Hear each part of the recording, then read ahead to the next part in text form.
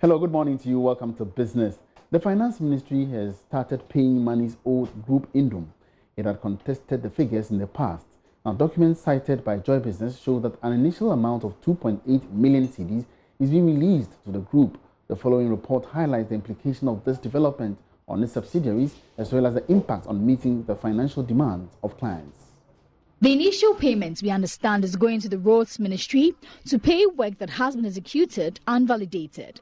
We are also learning that the other government agencies that are said to owe some significant amount that has been validated has also been asked to take steps to settle the validated amounts owed to the relevant contractors. Documents seen by Joy Business also showed that the Finance Ministry, now based on validated claims, pulled its indebtedness to Group Indum at 30.3 million cedis.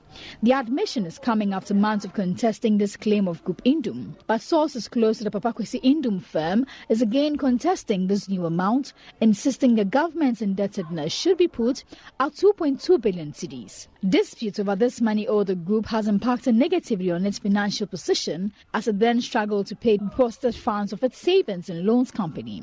But some have, however, argued that these payments would obviously go a long way to improve the liquidity of some of its subsidiaries that were struggling to meet the demands of its clients.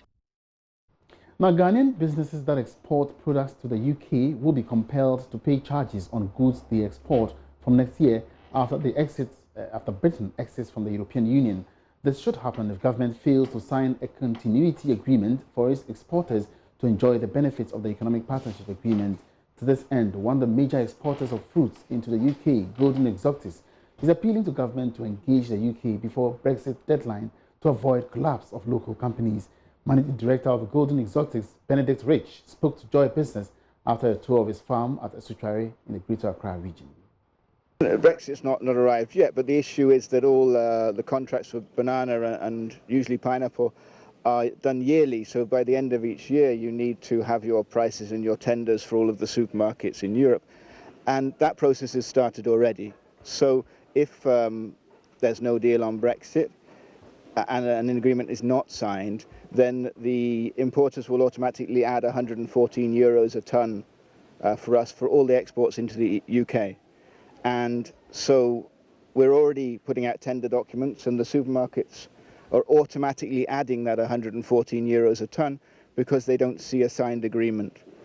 Now, I'm sure that there will be an agreement on time, but I think that the time is now for us getting very short, because €114, just to put it in perspective, turns a profit for us into a loss.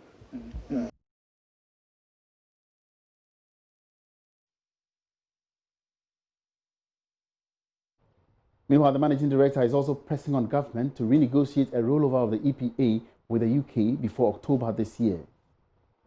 Most of those countries covered by the EPA and other banana producers across the globe have signed an interim agreement, basically to roll over the same agreement that they had with the EU. That's not to say that they like the agreement, and I'm sure they would like to renegotiate it, but it's to recognise that given the chaos, I should say, in the UK side, there isn't time to negotiate with every country in the world.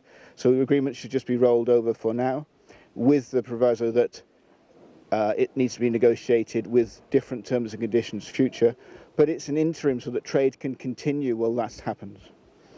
But don't you think that also presents you an opportunity to look out for other markets as well? We're always on the lookout for other markets. We do rely a lot on the UK. The banana we produce suits very well the UK market. But for Ghana, I'm not sure us looking for other markets is necessarily the best thing, because most of our sales to the UK are fair trade sales. And fair trade doesn't just benefit us, it benefits the community and the workers and development of the area as well, building schools, building hospitals. So we can get other sales to make up the difference.